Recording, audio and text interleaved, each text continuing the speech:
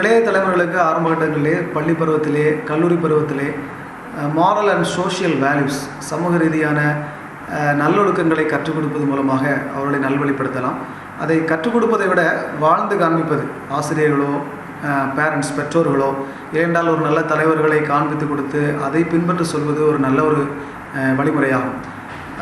இரண்டாவது, பெற்றோர்கள் consistent training என்று சொல்லுவோம். அதாவது ஒரு நல்ல விஷயம், ஒரு பனிஷ்மெண்ட் கொடுத்தீங்கன்னா பனிஷ்மெண்ட் கொடுத்தாங்க என்றால் கன்சிஸ்டண்ட்டாக இருக்கணும். அதாவது ஒரு விஷயம் தவறான விஷயம் என்றால் எல்லா நேரங்களிலும் அந்த தவறு செய்யும்போது எல்லா நேரங்களிலுமே கண்டிப்பாக அது தண்டிக்கப்பட வேண்டும். அதே போன்று ஒரு நல்ல விஷயங்கள் செய்யப்படும்போது எல்லா நேரங்களுமே அந்த நல்ல விஷயங்கள் பாராட்டப்பட வேண்டும். ஒவ்வொரு முறையும் மாறி மாறி கன்சிஸ்டண்ட்டாக இல்லாமல் அவங்க மாற்றி ஒரு நேரம் ஒரு தவறான செயல்களை பாராட்டுவது, அதை உற்சாகப்படுத்துவது, இன்னொரு நேரம் அதே தவறான செயல்களை தண்டிப்பது, இந்த மாதிரி இன்கன்சிஸ்டண்ட்டாக இருக்கும் பொழுது அவர்களுக்கே ஒரு குழப்பமான மனநிலை ஏற்பட்டு எதை ஃபாலோ பண்ணுவது எதை விடுவது என்று சொல்லி அவர்களுக்கு ஒரு குழப்பமான சூழ்நிலை ஏற்படுவதற்கு வாய்ப்பு இருக்கிறது. மேலும் பள்ளி கல்லூரிகளிலே அவர்களுக்கு எக்ஸ்ட்ரா கரிக்குலர் ஆக்டிவிட்டிஸ் நிறையா இருக்குது. ஆடல் பாடல் என்ற எத்தனையோ நிகழ்ச்சிகள் நடத்துகிறார்கள்.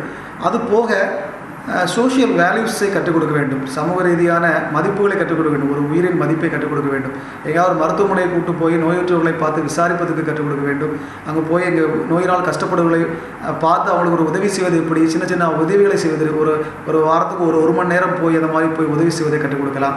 ஒரு அனாதை ஆசிரமங்களுக்கு, மன ரீதியாக பாதிக்கப்பட்ட குழந்தைகள் இருக்கக்கூடிய ஒரு இடங்களுக்கு, வயது முதிர்ந்த வயதானவர்கள் இருக்கக்கூடிய அந்த ஓல்டேஜ் ஹோம், இந்த மாதிரி இடங்களுக்கு போய் ஒரு வாரத்துக்கு ஒரு முறை ஒரு மணி நேரம் போய் செலவழித்து அவர்களுக்கு உதவி செய்வதற்கு இவர்களை என்கரேஜ் பண்ணும் பொழுது மன ரீதியாக அவர்களுக்கு ஒரு நல்ல உற்சாகம், ஒரு தன்னம்பிக்கை, ஒரு சமூக ரீதியான ஒரு நல்ல உறவு அவர்களுக்கு மேம்படுவதற்கான வாய்ப்பு இருக்கிறது.